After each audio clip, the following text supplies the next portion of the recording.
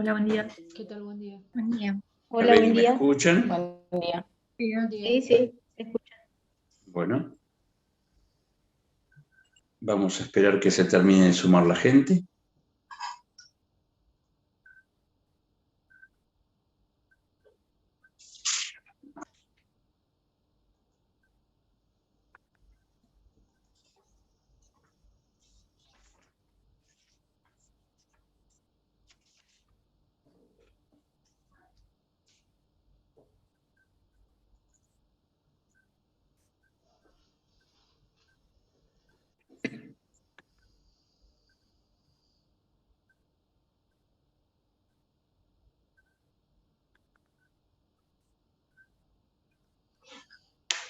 Pueden sumarse con cámaras y manteniendo el micrófono silenciado,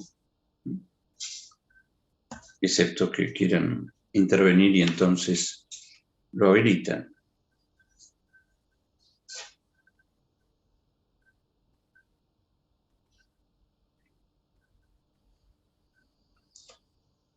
Espero 2 minutos más por ser el primer encuentro para que la gente se pueda ir incorporando. Mi nombre es Eduardo Duer y mientras tanto, si tienen alguna pregunta, adelante.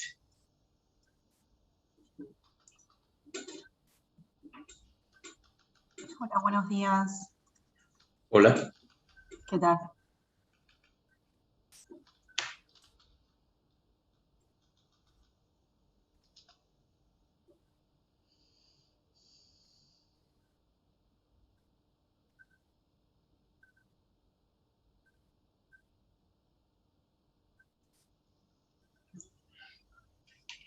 Bueno, vamos a empezar entonces.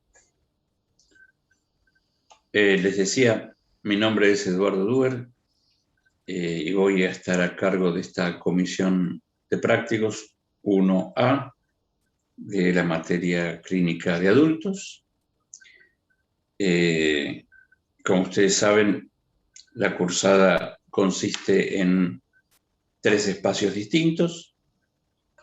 El práctico A, que es este que tienen conmigo, el práctico B, que tienen a partir de las 9:15 con Silvia Chori, y el espacio de teóricos, que hay 2 bandas de teóricos. Una es con Silvia Vázquez los martes 19:45, si no digo mal, y la otra es los jueves 12:45, ¿sí? En esa banda de teóricos participamos 3 docentes, Susana Kotler, Marcelo Saridis y yo. Ustedes pueden optar por un teórico u otro. De todos modos, las actividades van a quedar grabadas, ¿no?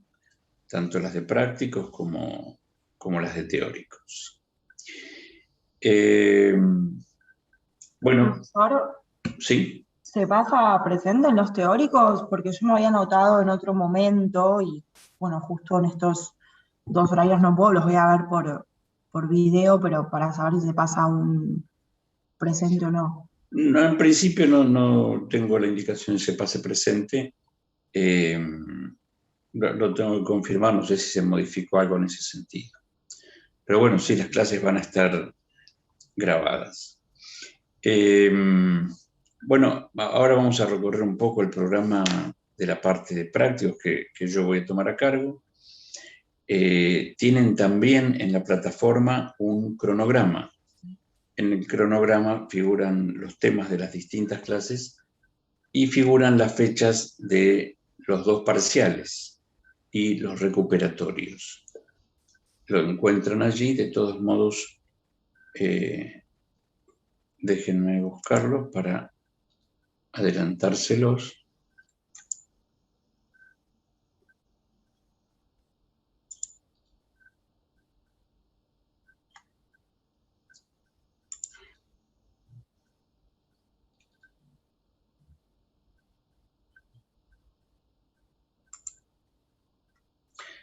El primer parcial son parciales integradores.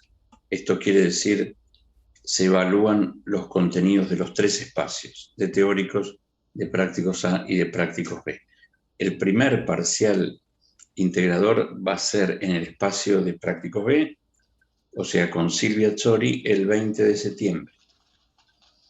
El segundo parcial va a ser en mi espacio el 25 de octubre. En ambos casos se toma lo trabajado en los distintos espacios hasta ese momento, ¿sí? Van a encontrar también allí en el cronograma las fechas de los recuperatorios, que se hacen en el mismo espacio donde se rindió, ¿sí? Bien. ¿Hasta aquí alguna pregunta administrativa? Sí, profe, perdón, una consulta. Sí. Como van a ser en esos espacios, quiere decir que van a ser sincrónicos, o sea, en la hora y media de Eso, espacio. lo rinden, sí, lo rinden en el mismo espacio en el horario práctico, sí. Perfecto, gracias. En general son 3 preguntas correspondientes a cada uno de los espacios, o sea, una sobre teóricos, una sobre prácticos A y otra sobre prácticos B. Lo mismo para el segundo parcial, ¿sí?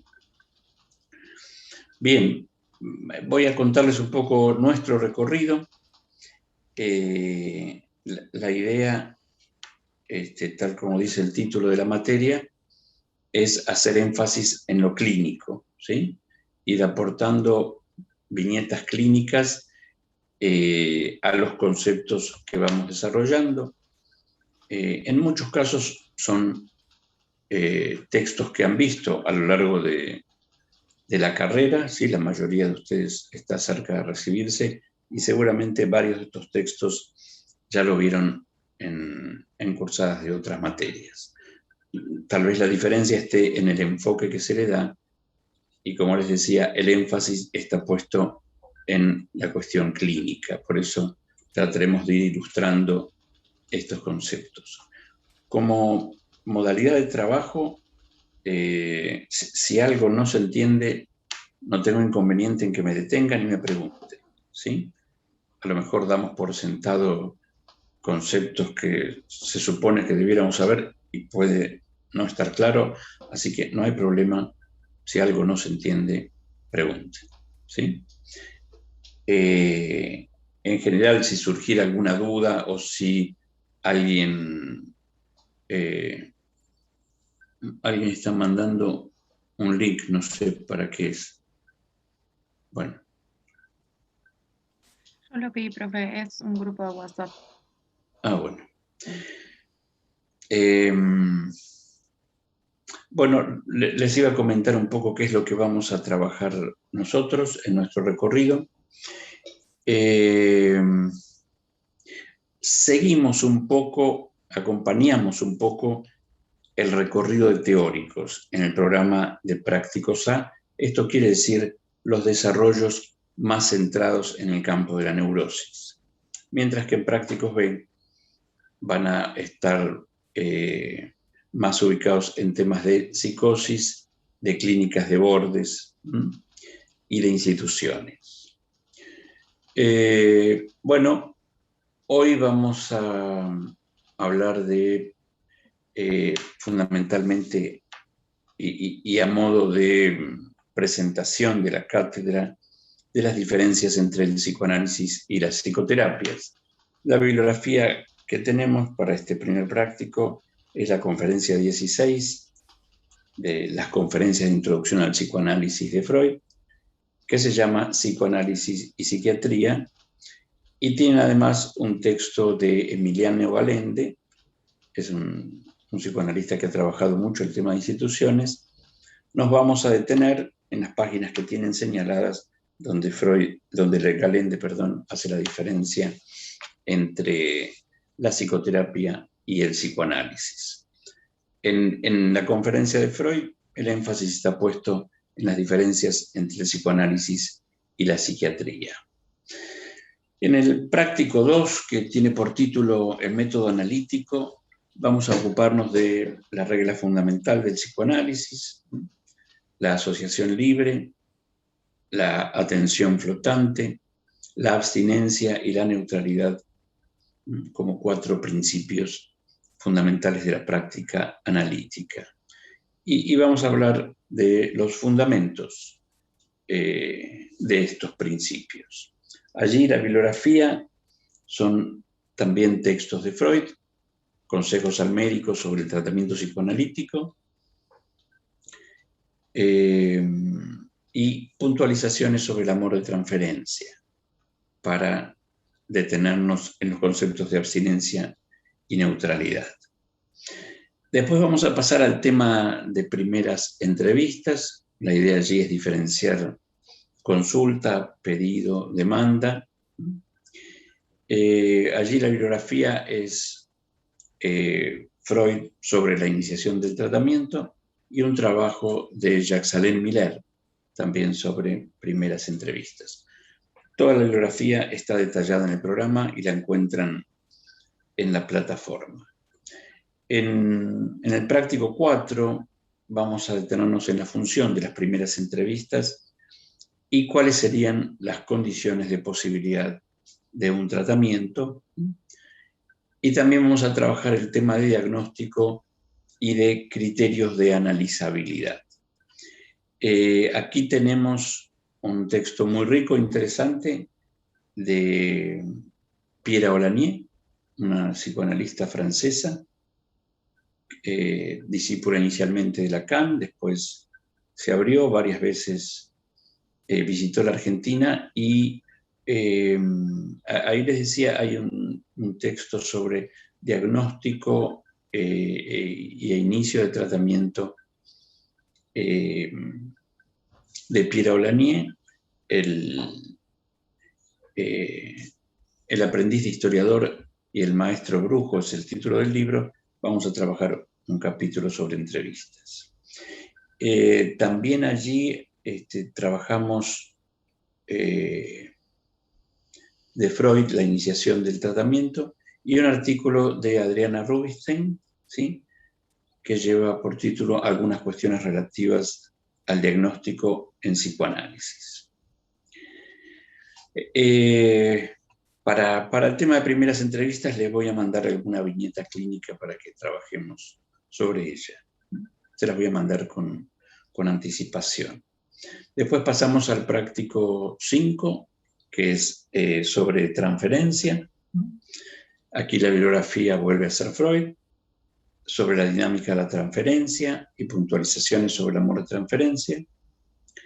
La conferencia 27 de las conferencias de introducción al psicoanálisis, que se llama La transferencia, y la conferencia 28, que lleva por título La terapia analítica. Esto sería la primera parte del programa. En la segunda parte nos vamos a centrar en los obstáculos para la tarea analítica. Esto es el capítulo de las resistencias. Allí trabajaremos las distintas formas de resistencia planteadas por Freud en Inhibición, Síntoma y Angustia. La resistencia del ello, esto es la compulsión de repetición. Allí vamos a trabajar textos que seguramente vieron: Recuerdo, repetición y reelaboración, Más allá del principio del placer, apuntando a diferenciar el concepto de repetición en uno y otro momento de los desarrollos de Freud, esto es en 1914 y en 1920. Luego nos vamos a detener en la resistencia del superyo, cuya manifestación clínica es la reacción terapéutica negativa. Seguramente estos temas que voy nombrando los han visto en otras materias también. La bibliografía para el tema de resistencia del superyo son los capítulos 3 y 5 del Yo y el Ello y el problema económico del masoquismo.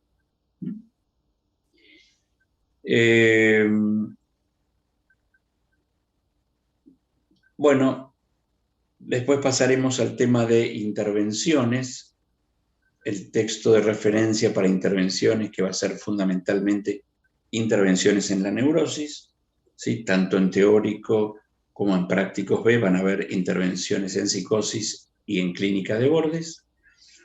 El texto de referencia en este espacio va a ser Construcciones en el análisis, uno de los últimos trabajos de Freud.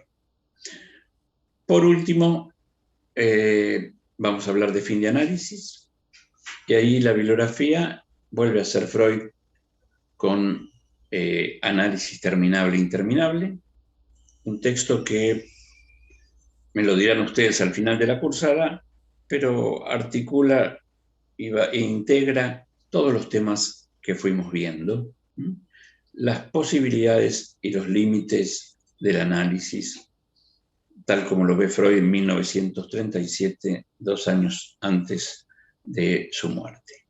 Hay otro texto muy rico, muy recomendable, sobre fin de análisis, que es de Víctor Corman. Lo tienen también en el espacio de teóricos. Nosotros nos vamos a detener sobre todo en el texto de Freud.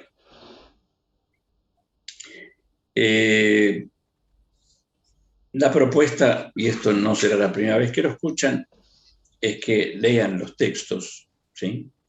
Y que este espacio pueda servir para precisamente poder resolver las dudas que la lectura de los textos vayan generando, además de señalar cuáles son las coordenadas fundamentales de cada uno de los temas y de cada uno de los textos. ¿Hasta aquí alguna pregunta, duda, comentario? Bien, antes que me olvide, como el Zoom dura 40 minutos, ¿sí?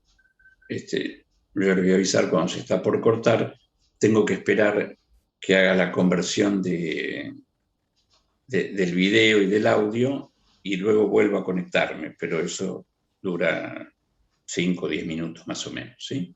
Entonces... Una pregunta, profe, en ese sentido que dice en el video, ¿los sí. prácticos quedan grabados también? Los prácticos quedan grabados, sí. Van a estar, yo los voy a subir y los van a encontrar en Prácticos A, ¿sí? Perfecto. Después, los de teóricos los van a encontrar en la plataforma, en la sección correspondiente a teóricos. Y van a encontrar que hay un teórico de los martes, con Silvia Vázquez, y un teórico de los jueves, con los docentes que les nombré, ¿sí? Pero sí, las actividades quedan grabadas. Muchas gracias. Por nada. Bien. ¿Alguna duda? Si bien les decía, muchos de estos textos los han visto, tal vez la mirada que vamos a darle es diferente, por eso no está de más que los vuelvan a leer.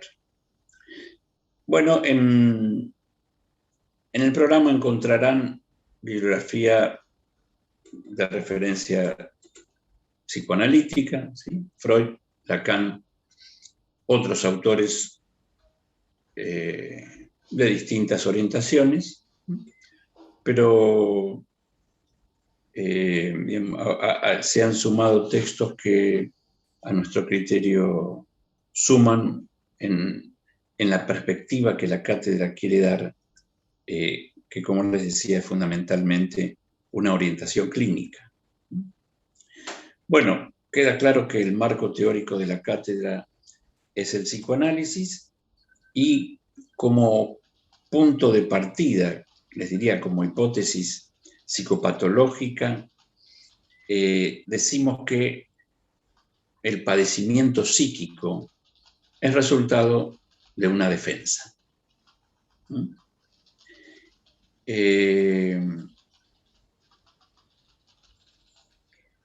Se trata,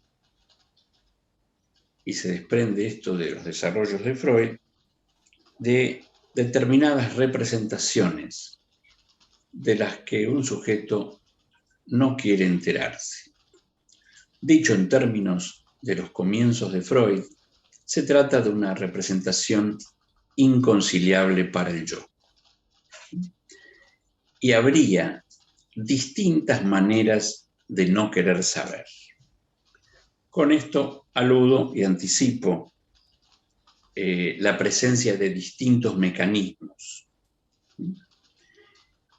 como respuesta a este no querer saber. Pero señalo entonces esta hipótesis de partida según la cual el sufrimiento psíquico es resultado de la acción de una defensa.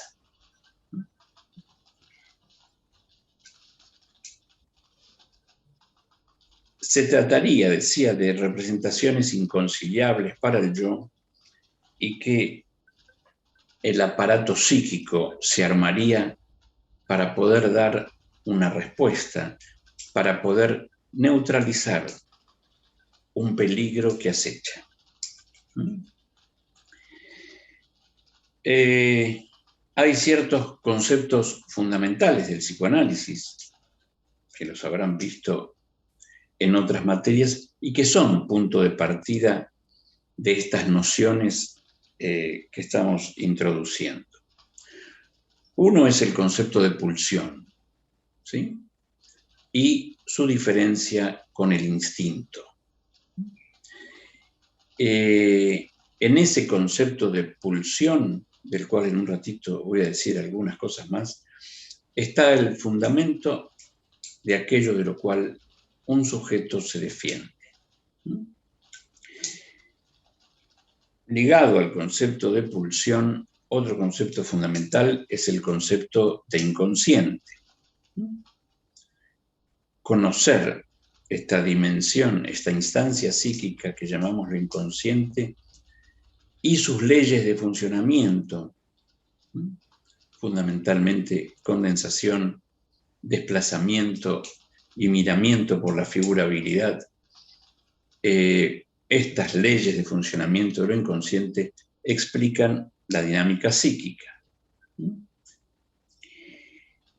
Las distintas estructuras clínicas que nosotros vamos a recorrer son resultado de un mecanismo operante. La represión para las neurosis, el rechazo, desestima o forclusión en términos de Lacan para la psicosis y la desmentida para las perversiones. Bueno, el concepto de pulsión, el concepto de inconsciente, en tercer lugar, el concepto de síntoma, entendido como una formación de compromiso y como resultado del fracaso de la defensa, que se origina en las leyes del proceso primario, del mismo modo que todas las formaciones del inconsciente. Las formaciones del inconsciente, que serían aquello en lo cual la escucha analítica se detiene. Hablo de los síntomas, hablo de los sueños, hablo de los lapsus, hablo de los actos fallidos.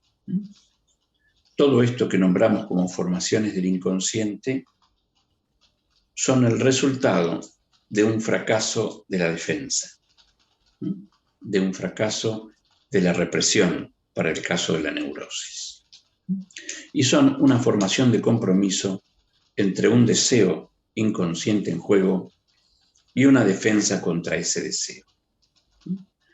El síntoma cumple una función fundamental, ¿sí?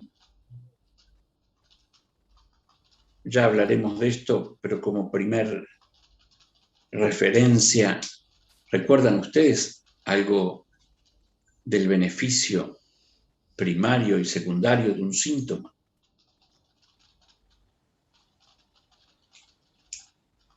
Están cordialmente invitados a participar, ¿eh? A mí algo me suena, pero no. A mí también me sonaba algo en relación a como un beneficio primario, esto de responder ante el fracaso de la defensa, y un beneficio secundario en relación a un goce. No me acuerdo. A ver. ¿Alguien quiere agregar algo más?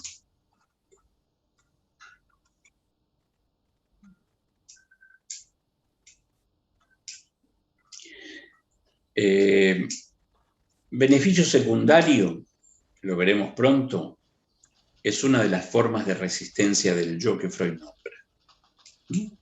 Las resistencias, les decía antes, inhibición, síntoma y angustia, Freud nombra 5 formas de resistencia. Resistencias al análisis, resistencias a la curación, resistencias al saber. 3 de estas formas de resistencia pertenecen al yo. La resistencia de transferencia, la resistencia por represión y el beneficio secundario del síntoma. Allí hablaremos del beneficio secundario del síntoma, pero si decíamos que el síntoma es una formación de compromiso, un testimonio del fracaso de la defensa, ¿sí? Enseguida voy a decir algo que permita ordenar un poco esto, pero quiero ubicar la noción de síntoma. Tomemos un síntoma, vamos a pensarlo clínicamente, ¿sí? Una persona que se lava compulsivamente las manos y que podríamos agregar en tiempos de pandemia se le agudizó el síntoma, ¿sí? Bien, una persona que se lava compulsivamente las manos 30, 40 veces por día y que, bueno, tiene una racionalización respecto de ese síntoma, de la importancia de no contaminarse, de microbios y bacterias y contaminantes que puede haber en cualquier superficie. Así que aparece ese síntoma que el sujeto reconoce como síntoma, ya hablaremos de esto también, en el sentido de no poder dejar de hacer. ¿Sí? Esta es la particularidad del síntoma, ¿no? Es algo que se impone al sujeto, más allá de lo irracional que pueda ser, que en general tiene esa característica, ¿sí? Hay algo en el síntoma que el sujeto reconoce como extraño, ajeno, desproporcionado, pero que aún así no lo puede evitar.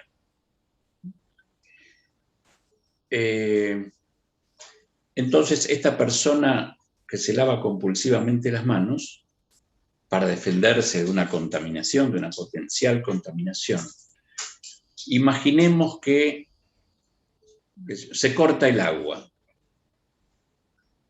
Hay un corte de agua. No puede lavarse las manos. ¿Qué le podría llegar a pasar a esa persona? Empezar a sentir malestar. Bien. ¿Y qué alcance podría tener ese malestar? ¿Angustia? Angustia. Angustia.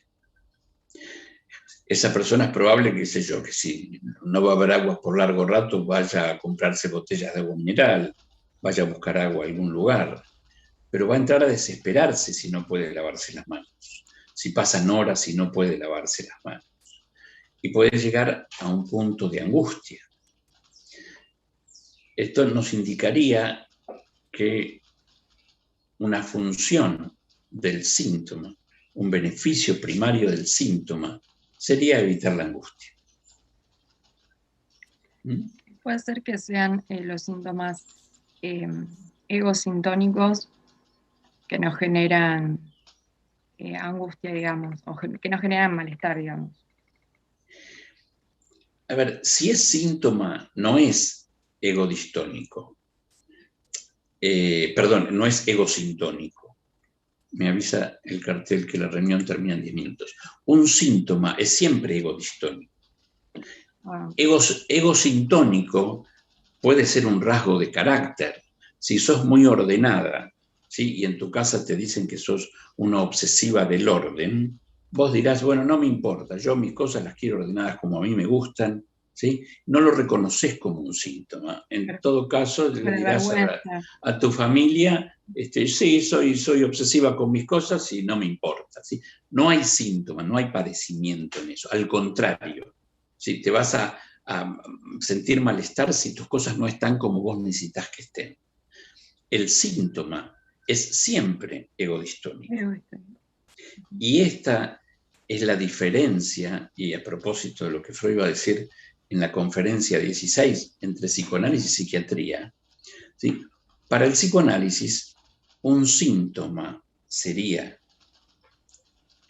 algo me pasa, no entiendo bien de qué se trata o se me acabaron las explicaciones respecto de ese padecimiento y recurro a alguien, por eso el síntoma va a ser en transferencia, recurro a alguien que supuestamente sabe, esto que los lacanianos nombran sujeto supuesto saber, ¿sí? Dirigiendo la pregunta sobre eso que me pasa y no puedo dar cuenta de por qué. Cosa que no es un síntoma desde el punto de vista de la psiquiatría. Quiero decir, si un sujeto psicótico es llevado a consulta a un psiquiatra y despliega una ideación delirante persecutoria, el psiquiatra consigna en la historia clínica para paciente que presenta ideas delirantes de carácter místico, por ejemplo, ¿sí? Ahora bien, si le pregunta al paciente si está enfermo, va a decir que no. Si le pregunta al paciente si esto es un delirio, va a decir que no, que alguien lo está persiguiendo, que alguien lo quiere perjudicar. Entonces, desde el punto de vista del paciente, ahí no hay ningún síntoma, aunque el psiquiatra consigne que presenta ideas delirantes, presenta trastornos del pensamiento, ¿sí? Ahí no hay un síntoma reconocido por el sujeto. Por eso el primer paso de un tratamiento supone esto, que un sujeto se haga cargo de un padecimiento del cual no puede dar explicación. ¿Sí? Si alguien dice, qué sé yo, no sé, ve un perrito y puede ser un perrito chihuahua, un minúsculo perrito, y inmediatamente siente una perturbación, empieza a transpirar y tiene que cruzar la calle. ¿Sí? Racionalmente la persona dirá que sabe que ese perrito es inofensivo. Es decir, no tiene que ser un Rottweiler el que aparezca. ¿Sí? Puede ser un perrito que además está con correa y con su dueño. La persona cruza igual la calle, ¿no? Y puede admitir lo irracional de ese temor, pero aún así no puede dejar de hacerlo. ¿Se entiende? Bien, volveremos igual en un rato respecto del síntoma que lo englobaba, les decía, dentro de las formaciones del inconsciente. En todo esto que llamamos formaciones del inconsciente es donde nuestra escucha se va a detener, ¿sí? Cuando algo aparece en el decir del sujeto, de lo cual no puede explicar, no puede dar cuenta o no se reconoce, ¿sí? Hay algo de ajenidad ahí. Bien, ubicaba estos conceptos fundamentales y me interesa plantear que desde el punto de vista freudiano, el análisis es análisis de las resistencias y análisis de la transferencia. Las dos columnas, desde el punto de vista freudiano del tratamiento analítico, son estas: el análisis de la transferencia y el análisis de las resistencias, entendidas como resistencias a la curación, ¿sí? Y por eso la importancia de la segunda parte de nuestro programa, y por eso también, a propósito del texto de Galende, en las diferencias entre el psicoanálisis y las psicoterapias, esta idea de que un sujeto se resista a la curación, ¿sí? Va contra el sentido común, que alguien se sienta mal y no quiera abandonar ese sufrimiento. Supuestamente, alguien que consulta nos va a plantear que quiere sentirse bien. Y si nos ponemos pretenciosos, dirá que quiere ser feliz. Pero vamos a escuchar rápidamente que la persona que dice que quiere sentirse bien empieza a enumerar una serie de situaciones, de vínculos, que van en la dirección opuesta. Dice que quiere sentirse bien, pero sostiene malestares. ¿Sí? Y digo, sostiene malestares, y sostiene síntomas, sostiene vínculos, que eso podría ser alguien que hace 20 años está en un trabajo que le produce malestar y no puede dejar de quejarse de eso, pero tampoco puede hacer algo diferente en relación a ese malestar. Dará toda una serie de justificaciones y de racionalizaciones respecto de eso. Pero un punto de partida fundamental es que habría una tendencia en el campo humano que va en contra del supuesto bienestar. Por eso decía, alguien nos dice que viene porque sufre y quiere dejar de sufrir, pero al mismo tiempo nos va a enumerar toda una serie de vínculos o de situaciones donde se sostiene un sufrimiento o se sostiene un síntoma. Por eso ahí aparecen conceptos del psicoanálisis que dividen las aguas con las psicoterapias. Y de alguna manera la pregunta que ahí guía nuestro recorrido podría ser, y les formulo también como pregunta, ¿puede alguien ir en contra de sí mismo?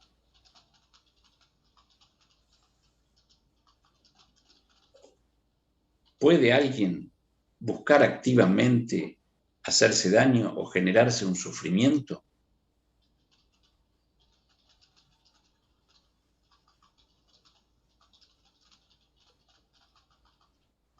Sí. Sí. Bien. ¿Una sola persona está convencida de eso o hay más? Sí, yo creo que sí, que se puede. Sí, sí, profe. Bien, ahí tenemos todo un Ejemplo puede ser desafío. el suicidio o el intento de lastimarse, o sea, como el más Por ejemplo, directo, ¿no? sí, y antes de eso, muchísimas conductas que cualquiera de nosotros puede dar cuenta de un sufrimiento que podríamos anticipar y sin embargo no. Les doy un ejemplo y muy lejos de la psicopatología que nos pasa o nos pasó a todos.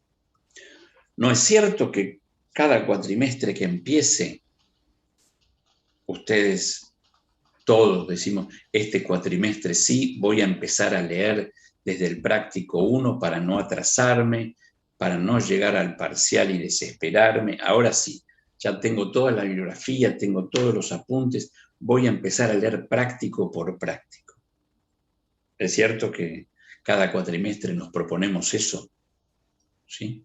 Bien. Es cierto también que en general no lo cumplimos. Y es cierto también que va a llegar el parcial y empiezo a leer la bibliografía y esto no Se va a entiendo. cortar, profesor, se corta. Bien, entonces dejo el desenlace del relato para Bueno, ok. cuando volvamos. Pero bueno, coincidimos en que esto nos pasa, ¿sí?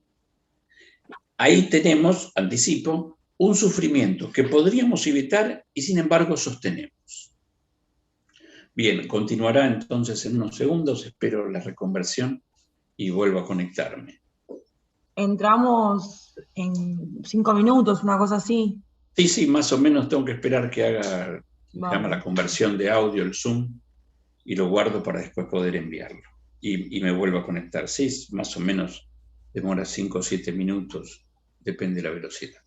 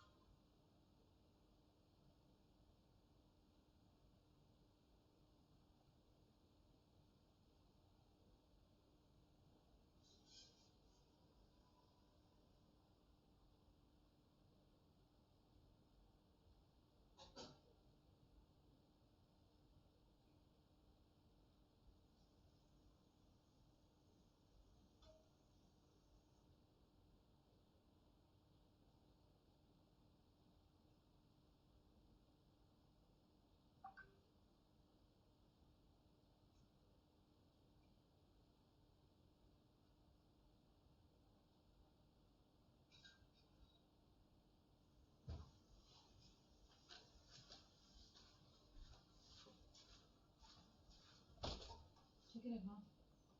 ¿Cómo querías? ¿Sabes? ¿Qué pasa? Más rápido, ¿qué querías? ¿Qué querías? ¿Qué pasó? Me contaste algo de este día, no te escuché. No me vas a contar.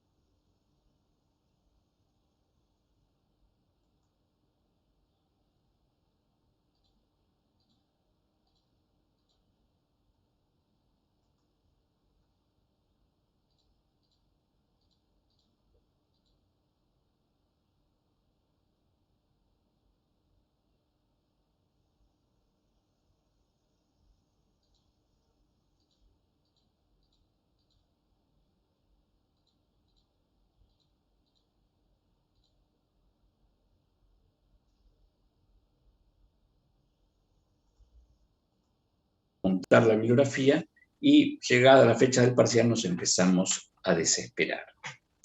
Entonces tomo esto con un ejemplo, que es un ejemplo que no pertenece al campo psicopatológico, nos pasa a todos, nos proponemos algo, no lo podemos cumplir, pero lo doy como testimonio de padecimientos que podríamos no tener y sin embargo sostenemos. ¿Sí? Todos podríamos anticipar ese sufrimiento y entonces voy leyendo desde el principio. Sin embargo, hay algo que ya sé que me va a pasar y que es que cuando se acerquen las fechas de los parciales, me va a parecer que no sé si llego, no sé si me presento, y todo ese tipo de malestares o hasta de angustia que puede aparecer. ¿Sí? Doy cuenta con esto de un sufrimiento que podría no tener y sin embargo sostengo. ¿Sí? Digo, de aquí podemos desprender un montón de situaciones donde nos lleva a preguntarnos por qué alguien sostiene un sufrimiento y qué tan cierto es que lo que alguien quiere en la vida es sentirse bien y alcanzar determinados objetivos.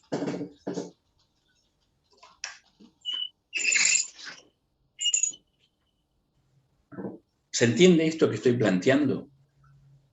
Porque no es lo mismo suponer que escucho a alguien que dice que quiere lograr determinados objetivos y entonces trabajamos en esa dirección, ¿sí?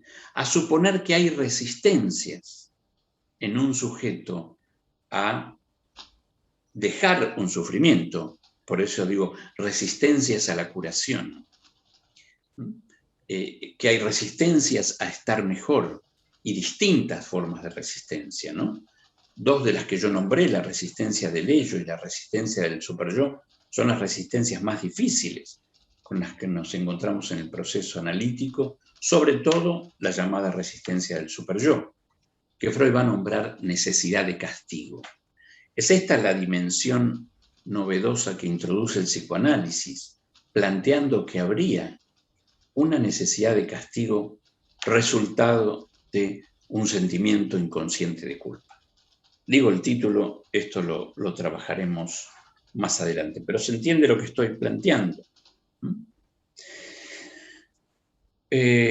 A propósito de esto, en los textos que tenemos para este primer práctico de psicoanálisis y psiquiatría y de psicoanálisis y psicoterapia de Galente, la conferencia 16, donde Freud hace una puntuación de cómo pensar el síntoma desde el psicoanálisis y cómo pensar el síntoma desde la psiquiatría. Hay en este punto una diferente concepción etiológica de la enfermedad. Freud trabaja en la conferencia 16 una serie de ejemplos clínicos.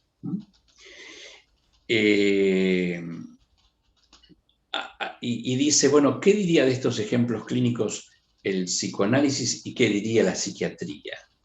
El psicoanálisis, dice Freud, dirá que estos síntomas, era un delirio de celos, que estos síntomas tienen un sentido. La psiquiatría dirá que se trata de un delirio de celos porque esta mujer, que ilustra el caso, estaba predispuesta a causa de una transmisión hereditaria. En este sentido, digo, entre el psicoanálisis y la psiquiatría, plantea Freud, hay una diferencia en la concepción etiológica de la enfermedad o del síntoma. No es lo mismo decir hay una determinación inconsciente del síntoma que acá hay un factor hereditario, o diríamos hoy con todos los avances que la psiquiatría biológica aportó, hay una alteración a nivel de la neurotransmisión. Esto ustedes lo saben porque lo han visto en otras materias. Efectivamente, ¿sí?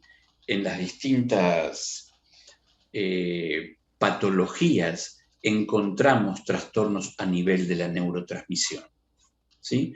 aumento o disminución de los neurotransmisores, serotonina, dopamina, ¿sí? Esto lo han visto ustedes seguramente en otra materia. Y esto efectivamente es así, ¿sí?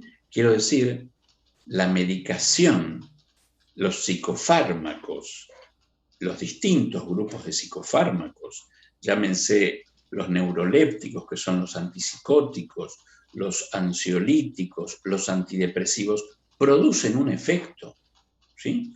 Los psicofármacos cumplen una función, digamos, para decirlo rápido, como suplementaria, y agregan lo que puede faltar o quitan lo que puede sobrar a nivel de la neurotransmisión y producen un efecto, ¿sí? Esto quiere decir, hay efectivamente un desequilibrio a nivel de los neurotransmisores y los psicofármacos corrigen algo de esto. Todo esto, dirá el psicoanálisis, no quita la dimensión subjetiva, ¿sí? Disculpen un segundo.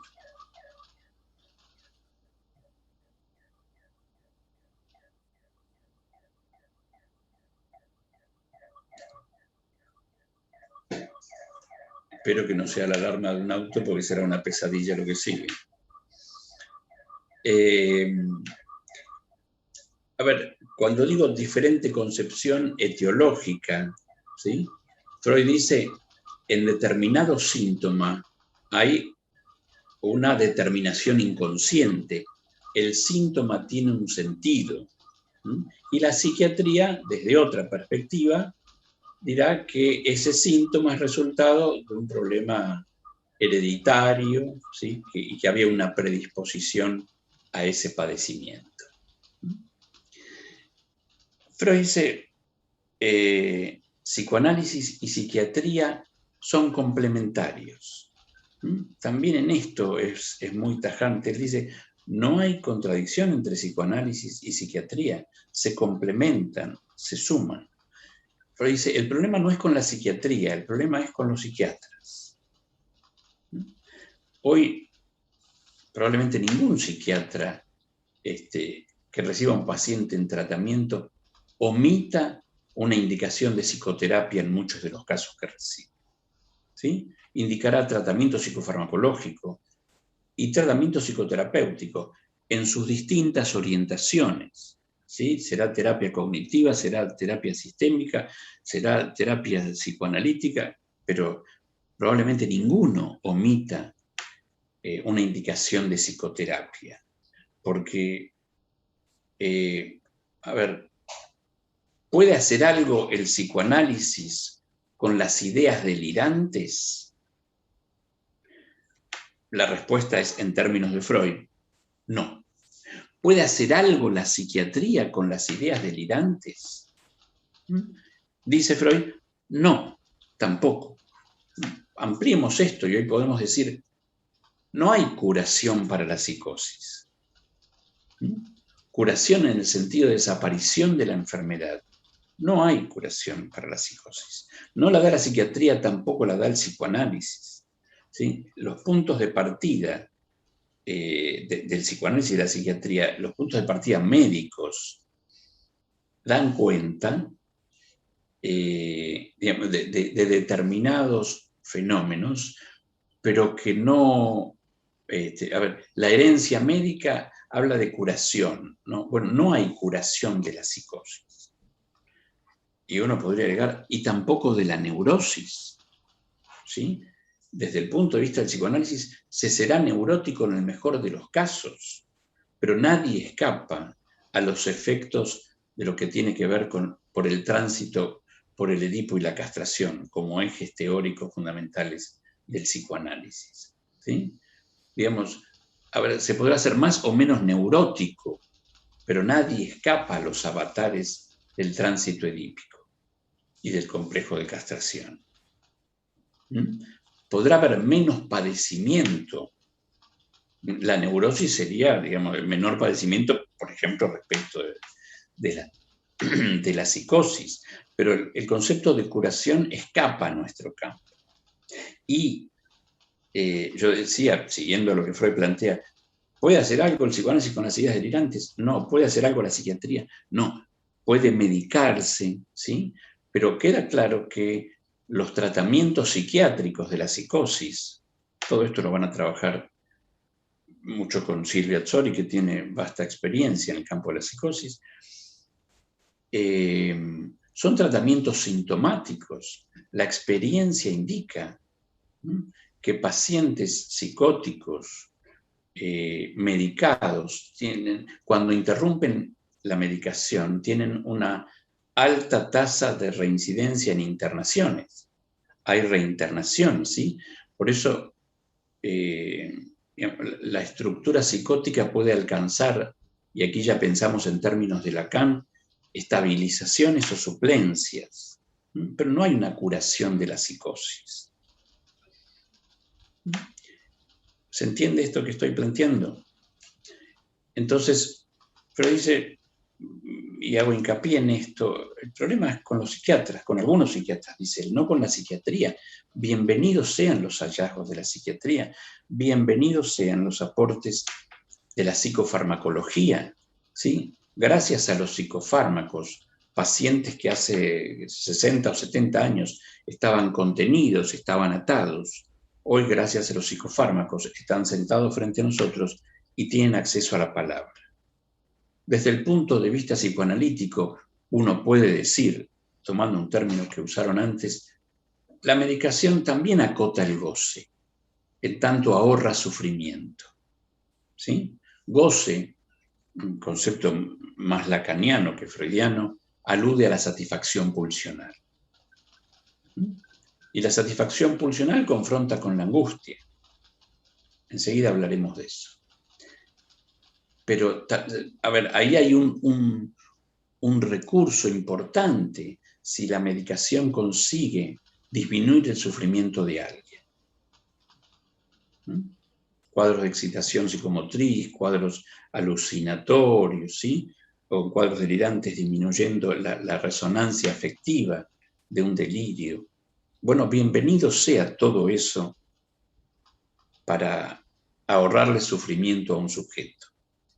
En este sentido, digo, la psiquiatría y el psicoanálisis se complementan, por más que haya una diferente concepción etiológica, como dice Freud, de la enfermedad y del padecimiento, pero hoy trabajamos juntos, psiquiatras y psicólogos, y les decía esto, ningún psiquiatra probablemente deje de sugerir complementar un tratamiento farmacológico con un tratamiento psicoterapéutico.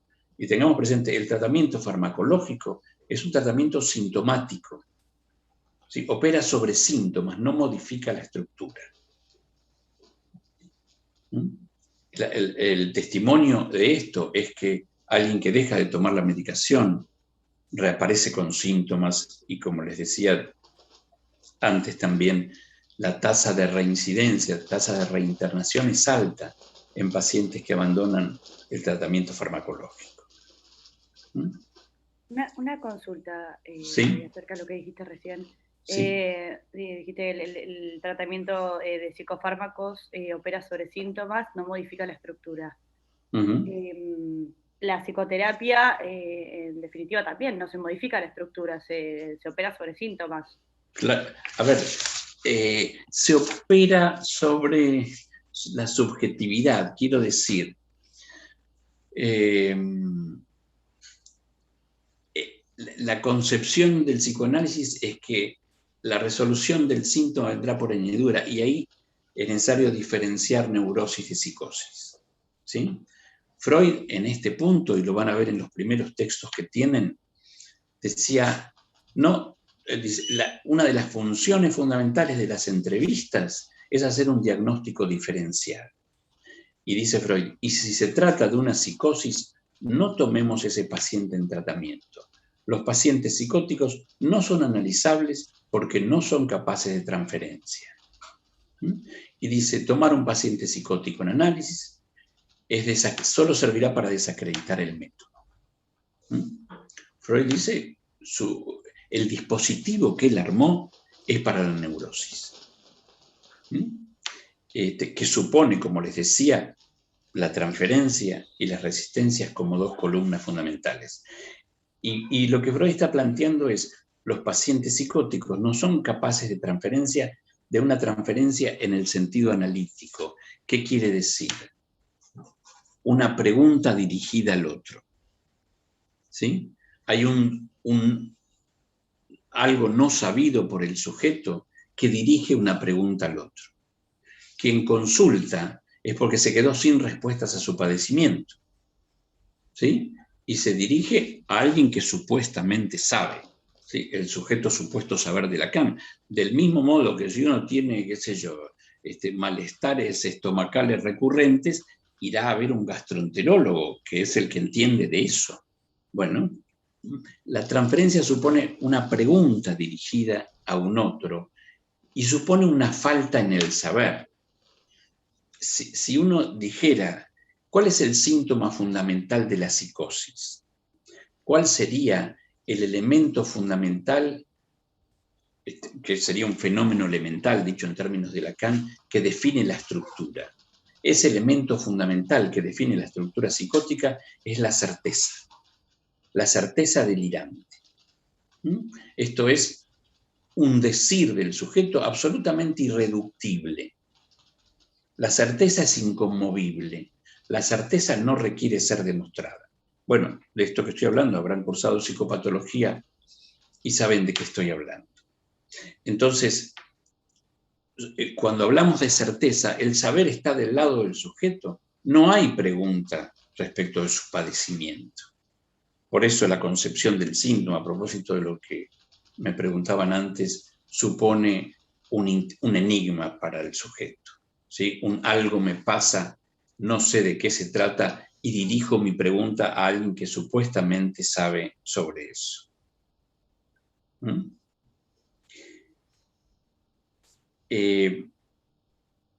Bueno, esto es lo que Freud trata de situar, pero algo me quedó de la pregunta que no contesté. ¿Qué más me habían preguntado?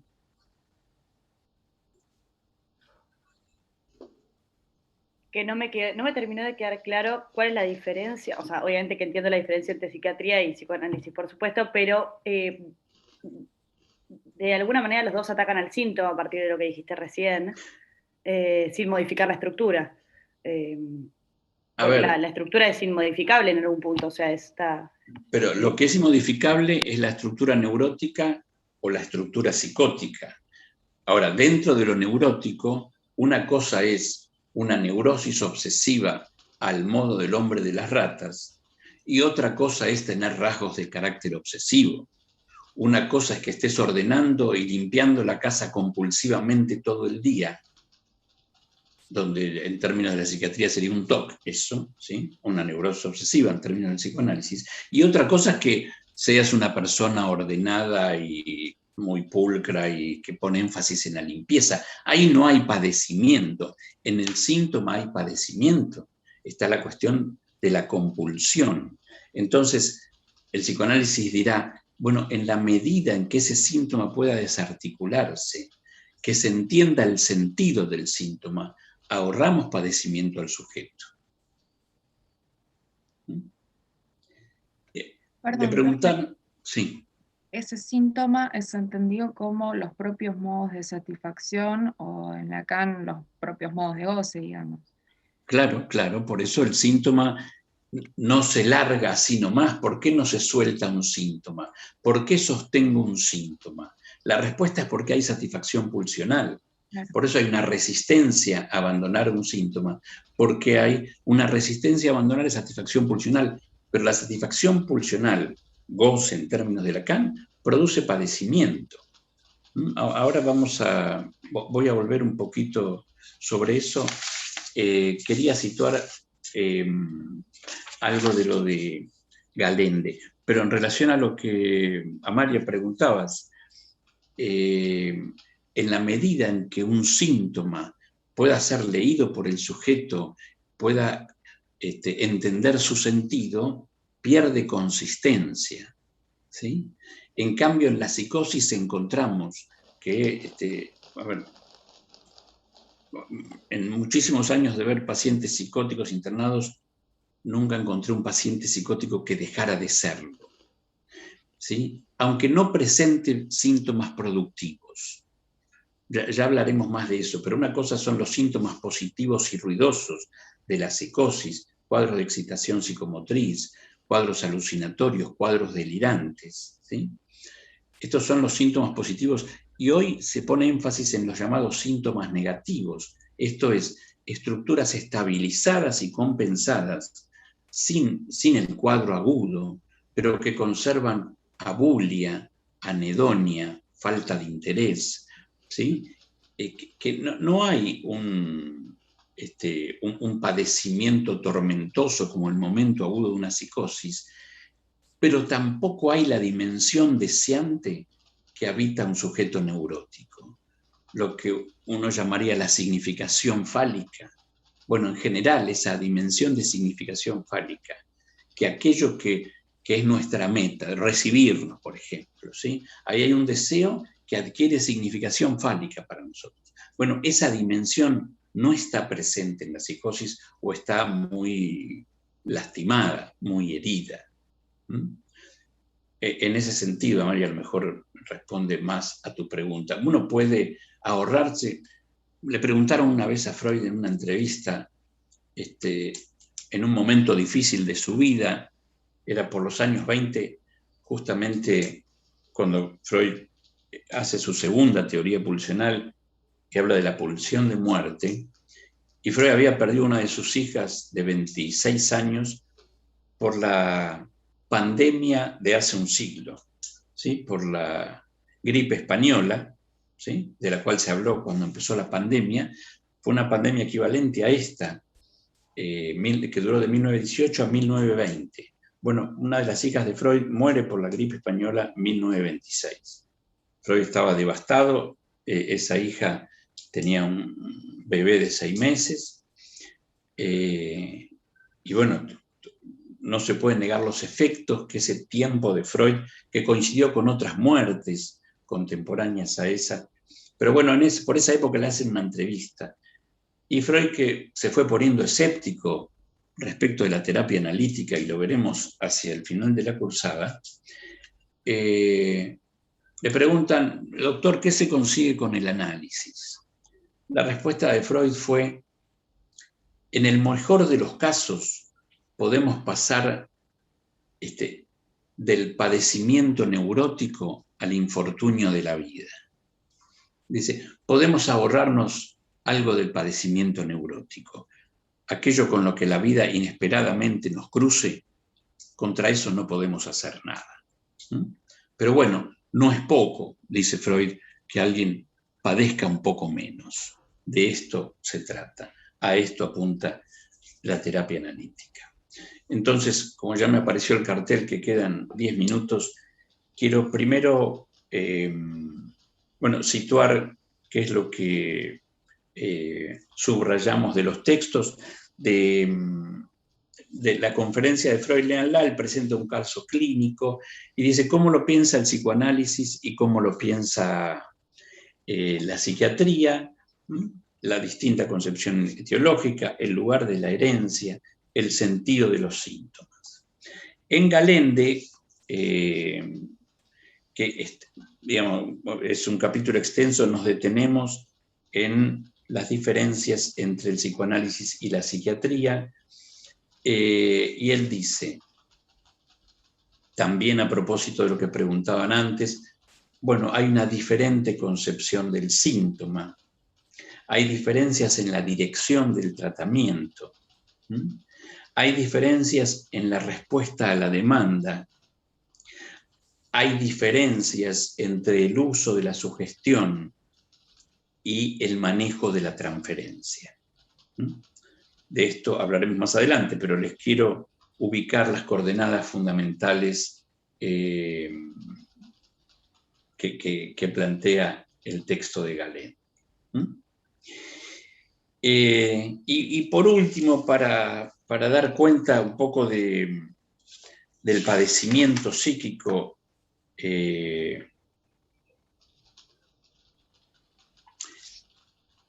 en la hipótesis del psicoanálisis, yo hablé de una defensa, ¿sí? Que el padecimiento psíquico es resultado de una defensa, ¿sí? Donde, por ejemplo, ahí se establecen las diferencias con decir que es una cuestión hereditaria, ¿no? Una predisposición que el sujeto ya traía. Y que en el caso de la neurosis se trata de los esfuerzos de un sujeto por no saber, ¿sí? Bien, ¿qué es esto sobre lo cual el sujeto no quiere saber? Yo mencioné antes que lo que define las estructuras son los mecanismos operantes. Bueno, la represión, recordarán ustedes, es el mecanismo principal de la neurosis. ¿Y sobre qué opera la represión? Les pregunto. ¿Sobre qué opera la represión?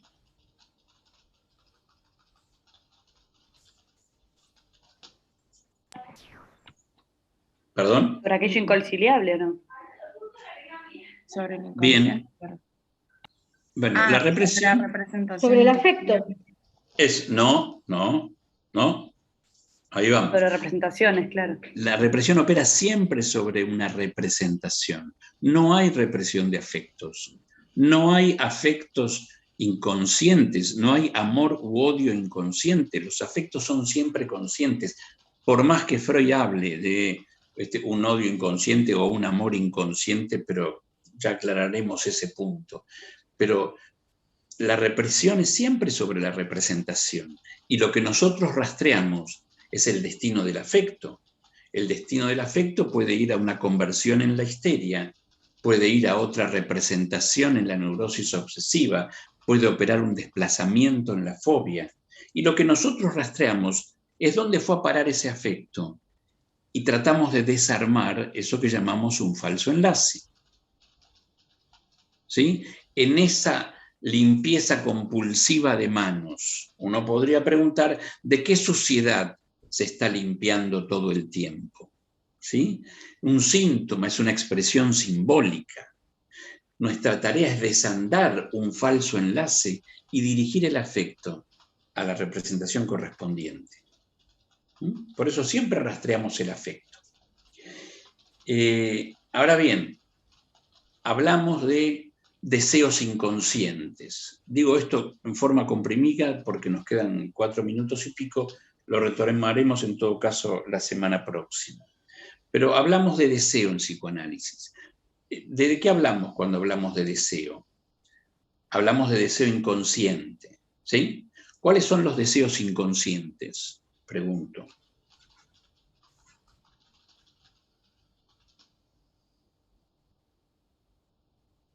¿Cuáles son los deseos? ¿A qué llamamos deseos inconscientes?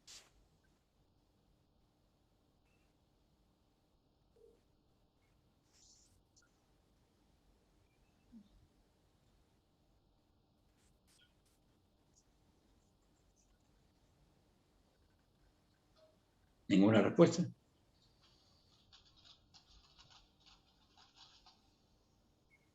¿A qué llama Freud deseos inconscientes? Bueno, a los deseos sexuales infantiles. ¿Sí? ¿Cómo caracteriza Freud a la sexualidad infantil? Perversa, polimorfa. Bien. ¿Qué se satisface, dice Freud, en la sexualidad infantil? Deseos incestuosos. Bien, pulsiones. Pulsiones que por definición, dice Freud, son parciales y autoeróticas. Parciales porque remiten a una parte del cuerpo y autoeróticas porque se resuelven en el propio cuerpo. Quiero decir con esto, a ver, del concepto de deseo llegamos al concepto de pulsión. Deseo es deseo inconsciente, deseo sexual infantil, caracterizado como perverso y polimorfo, donde pone en juego las pulsiones, siempre parciales y siempre autoeróticas. ¿Sí?